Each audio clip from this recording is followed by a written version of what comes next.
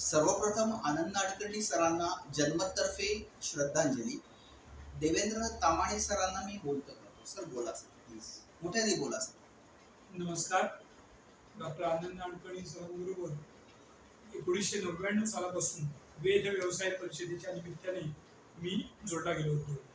मुद्दा असा आहे की ज्यावेळेस मी क्लासमध्ये शिकवायचो मला काय वाटायचं सर की पाठ्यपुस्तक जे आहे ना ते 50% त्याच्यातनं शिक्षण मिळतं, पण समाजामध्ये जाऊन जे शिक्षण मिळालं पाहिजे त्याच्यासाठी सोय काय.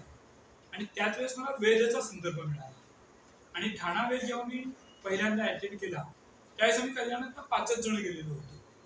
पण तो कार्यक्रम बघितल्यानंतर मला असं जाणवलं की जी ती 50%ची गॅप आहे ती जर भरून काढायची असेल तर मुलांनी वेदासारखे कार्यक्रम ऐकले पाहिजे, कॅमेरासमोर बघितले पाहिजे आणि वेदाचा आनंद लुटला पाहिजे. आणि तो आनंद लुटायचा असेल तर काय केलं पाहिजे, मुलांना ठाण्याला घेऊन गेलं पाहिजे.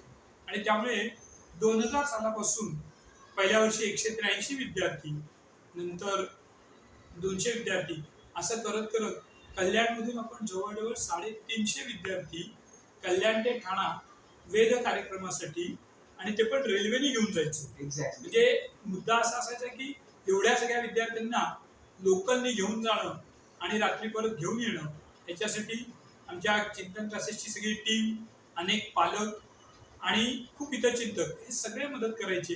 एवढंच नाही तर डॉक्टर नाडकर्णींना भेटल्यानंतर मुलांमध्ये खूप सारे फरक पडले. त्याचं एकच उदाहरण सांगतो की संतोष गर्जे गेवराईचा आहे, त्याचा कार्यक्रम झाला आणि तो कार्यक्रम झाल्यानंतर माझ्या क्लासमध्ये खूप मस्ती करणारी जी मुलं होती ना ती त्या दिवशी पटकन मला भेटली नाही.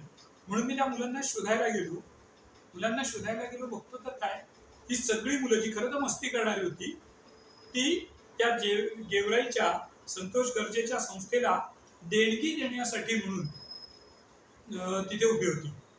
आता हे बघितल्यानंतर मी त्या मुलांना विचारलं काय रे, आणि मुलं म्हणाली सर आम्हाला आमच्याकडे किती चांगल्या गोष्टी मिळतात आणि इथे या माणसांच्या मुलांच्या आयुष्यात किती प्रॉब्लेम्स आहेत, म्हणून आम्ही आमच्या खाऊसाठी आणलेले पैसे आज या उपक्रमात देतोय.